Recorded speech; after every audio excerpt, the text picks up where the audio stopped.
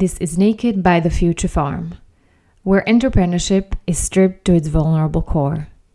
Brought to you by Vladi and Nektarios Lolios. And remember to subscribe, follow, and rate Naked to help us share it with the world.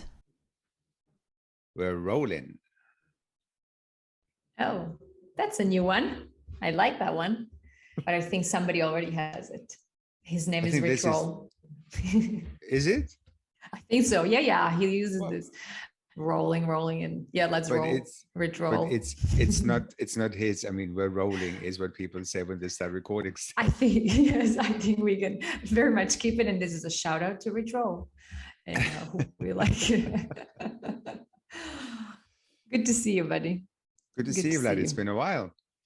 Indeed. I should have made I'm flying, with your all colorful t-shirt. Oh, hang on. Look, I've got my Hello Kitty t-shirt on. So.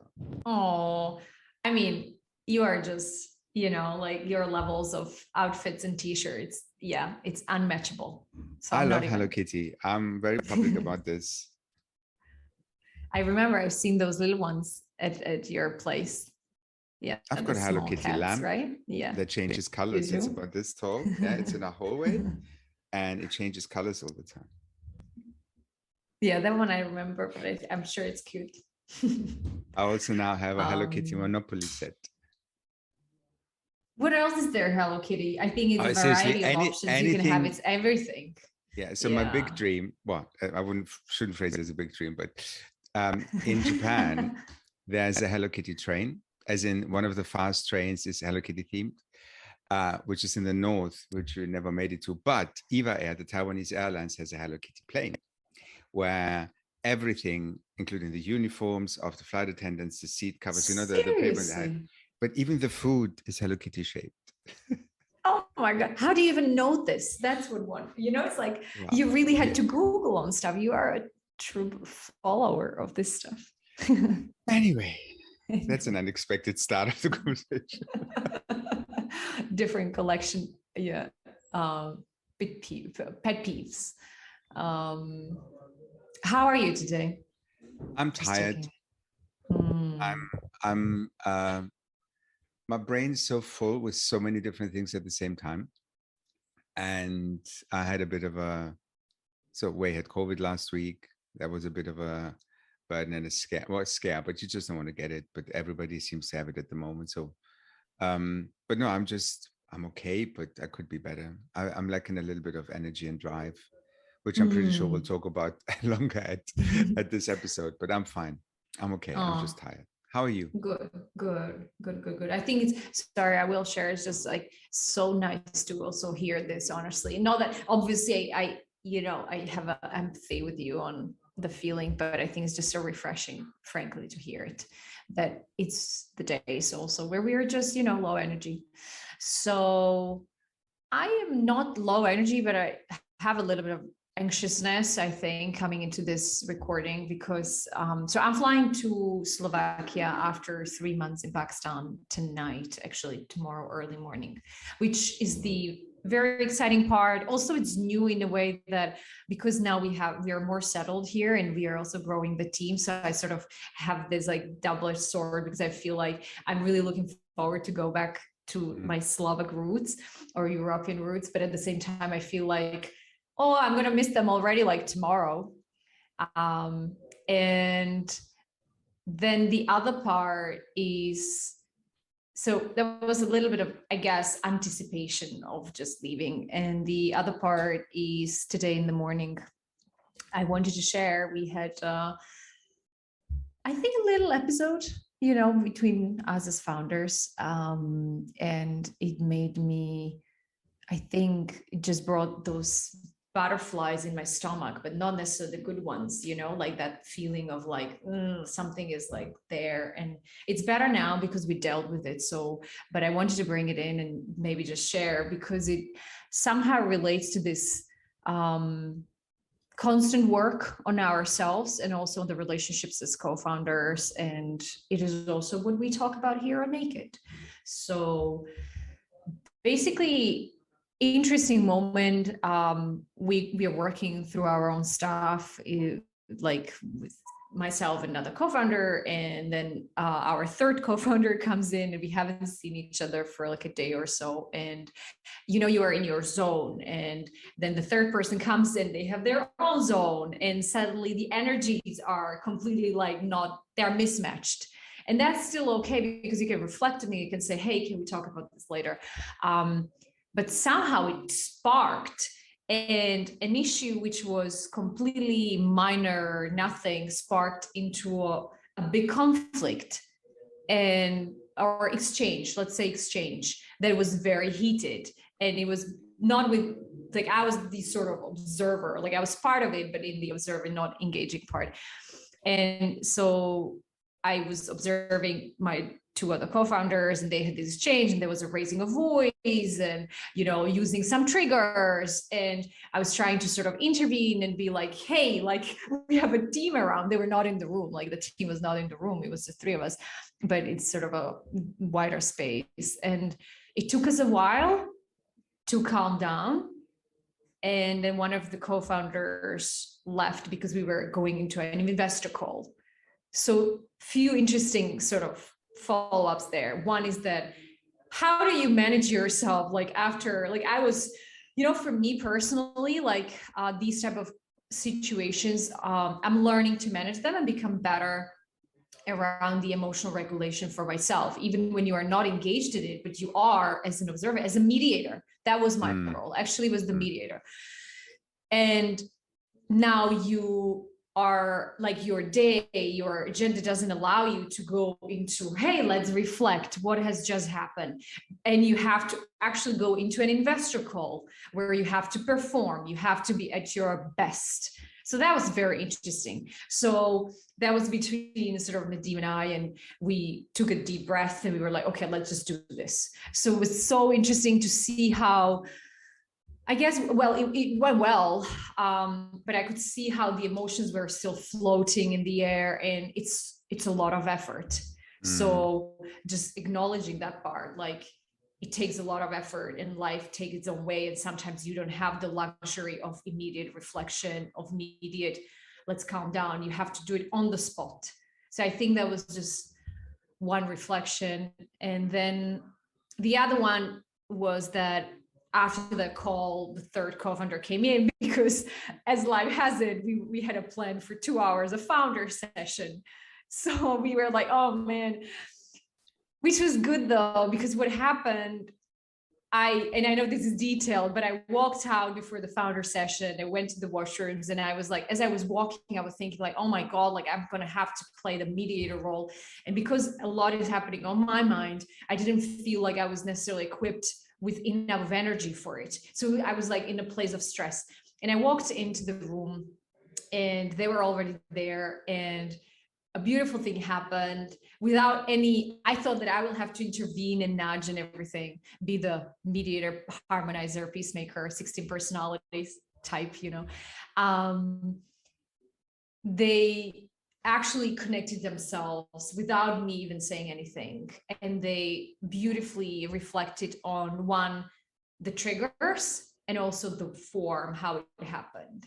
And so it was beautiful to see. And I told them that, I said, like, I'm so proud of you guys, like of my team, because this is who we are. And this is why we are doing the constant work. And so it was just beautiful to see. And the other thing was like, then we immediately named it and pointed to it, like what just happened. So we actually decomposed it, and it was really useful. So yeah, I'm saying all of that because, one, it impacted me to where I am just right now. But second, I just wanted to share it, as this happens often. And I sometimes feel like maybe we put a lot of sort of focus on it in terms of like, oh, this is a huge thing, like a drama, and can carry for a week or something. And I actually felt that what happened today, where we shortened that period between that situation and the moment of reflection and coming back together, I was very proud of that. Because again, I know this will happen again, most probably. So I'm not trying to be naive between different constellations. But I want to keep building the muscle over iterating, pointing, being aware, saying it, feeling it, sitting with the emotion, etc. So yeah, that was my morning.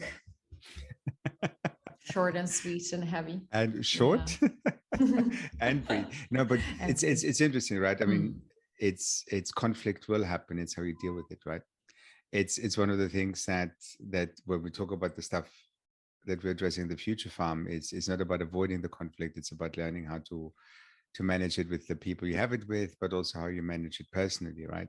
yeah. And then you had this thing when you were talking, there were like these two different registers, right? The one is being part of a team that goes through it, and also being the individual that is directly affected by it, not having been at the center of it, right? I find conflict fascinating, and I'm still struggling sometimes.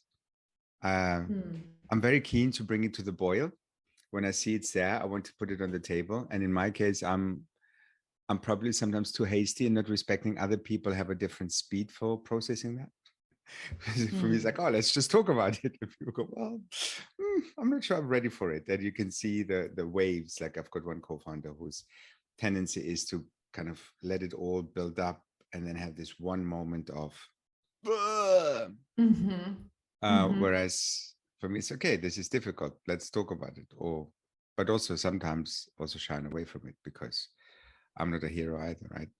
But it's the way you're describing it, and I can kind of because you're painting an image, right? So I'm trying to see it in front of me, but also because you've got this bright yellow background, in my head the visual was is really, really strong, like bright colors shouting. It's like we had this team at Startup Bootcamp, which was amazing. They were French co-founders, and they would deal with team discussions. Everybody knew that if they had something to discuss, they would lock themselves in a room and shout at each other. I mean, the irony of this was that the offices we had at Startup Bootcamp were not particularly well insulated. So you would always hear them shout at each other in French.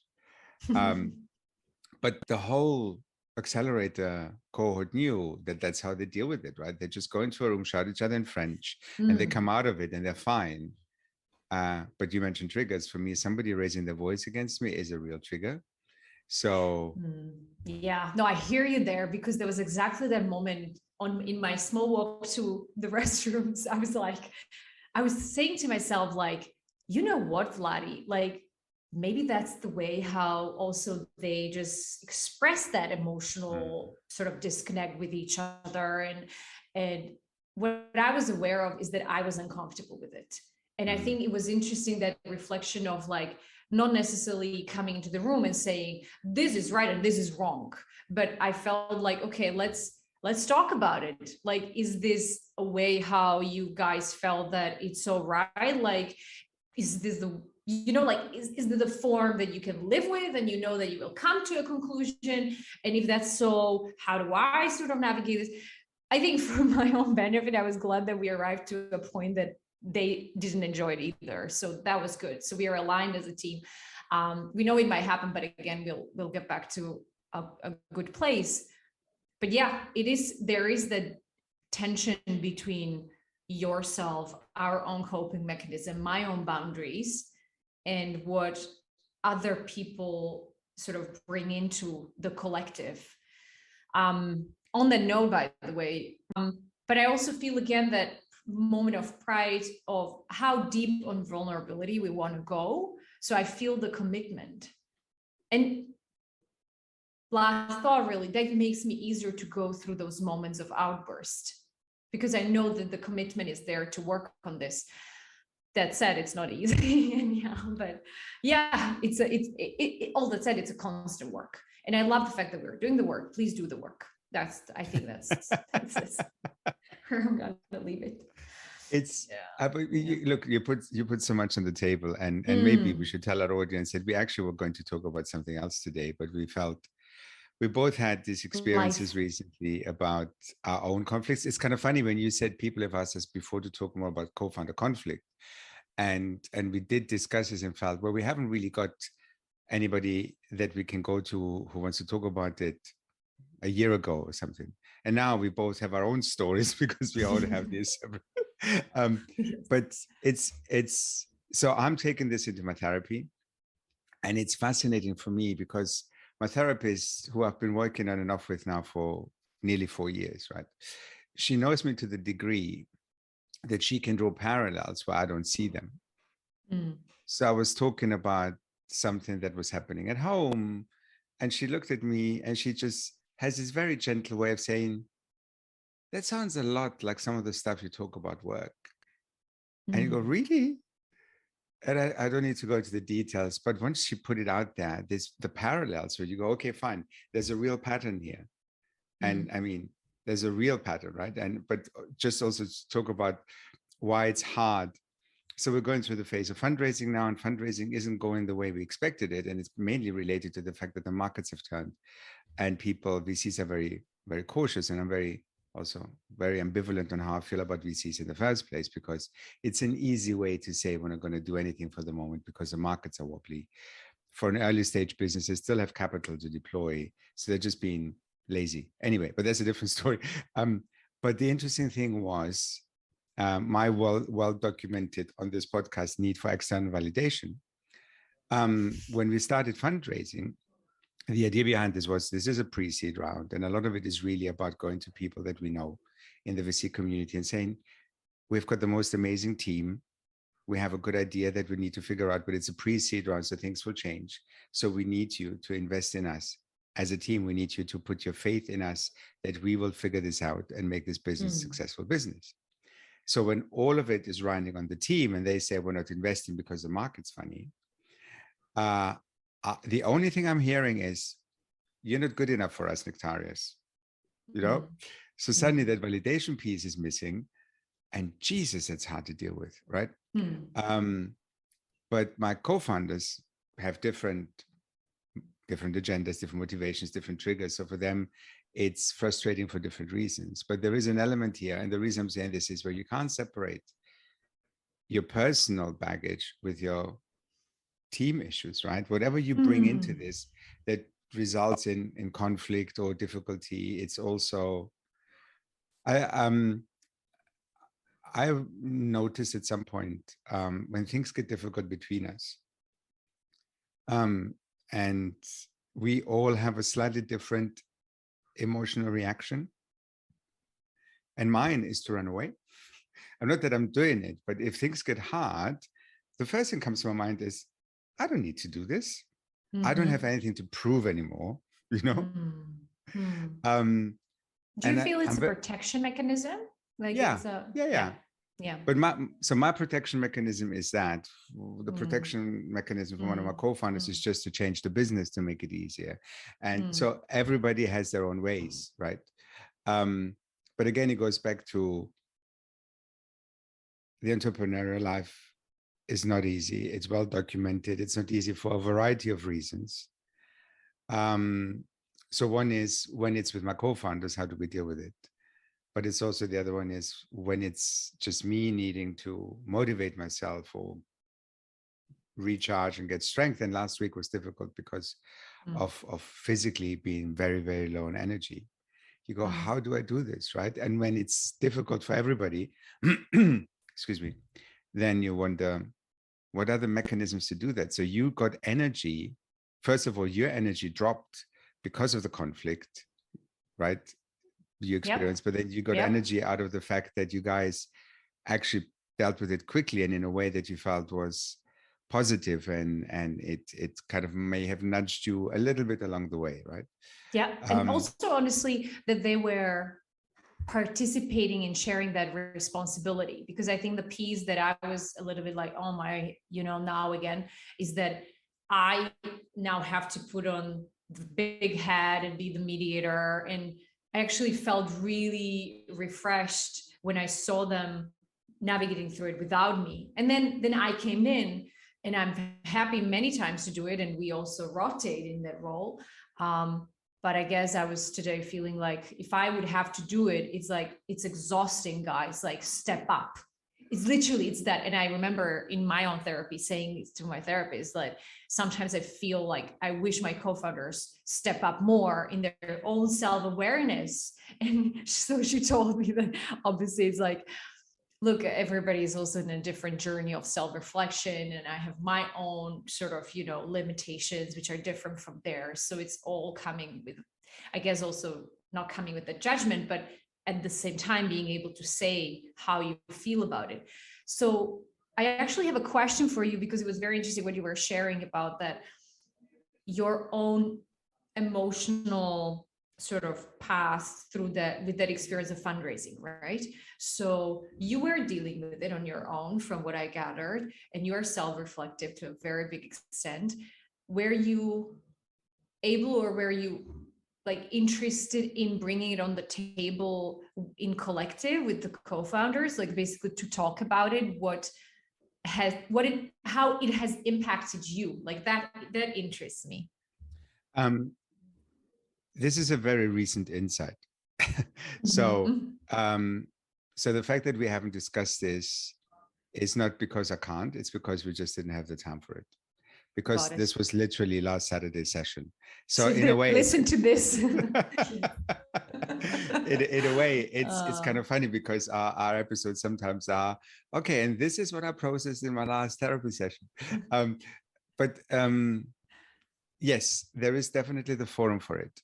But since we're talking about the difficulties of all of this, is if you see that everybody is dealing with their own shit, then you also don't want necessarily to come in with yours. It has to be the right moment, right? Because it might, sometimes you listen to people, or you tell people something, and the only response they have is, well, I've had the same experience, and then they tell you theirs, right? So I also don't want to invalidate people's struggles. And I think at the moment, everybody has slightly different priorities in what is the most painful thing for them. Like we're four co-founders, right? We all have very different backgrounds, very different reasons for why we're doing this, and very different challenges in life. I mean, Drew publicly spoke about how his physical health affects his mental health and his journey. So these things all also need some balance. But I don't feel, but to more direct answer to your question, I don't feel I can't talk about it. I just have chosen at the moment not to come into this, because this is mainly my thing at the moment. But it will become something that we need to discuss as a group as we progress. This resonates big time, by the way. This resonates big time, because I felt being on the other side, and I think I made it already clear with that, owning the responsibility of also what you just said, like sometimes reflecting on, like, by the way, is it a right time for me just outburst my emotions and put them on the table? Well, it's not always. And maybe I'm just wondering whether sometimes it's also about just even asking that question together. Like, hey guys, I'm carrying something. Is this the right time? Could we create a platform? And maybe collectively assessing, you know what? Let's create the time in 2 days. These 2 days we need to like double down on. So yeah, thinking through it. I mean, it's a learning process. There's let's talk about emotions a little bit more, right? Okay. Because that's been something I've been reflecting on for a long time, because I'm always this relatively chilled, balanced person who always tries to be the mediator, blah, blah, right? And I get into situations where I get tense and I raise my voice, which is quite uncharacteristic for me. And so there's clearly some dynamics that have some sort of triggering effect. Now, I've grown up in a house which was very Mediterranean. There was a lot of shouting, and I didn't like it.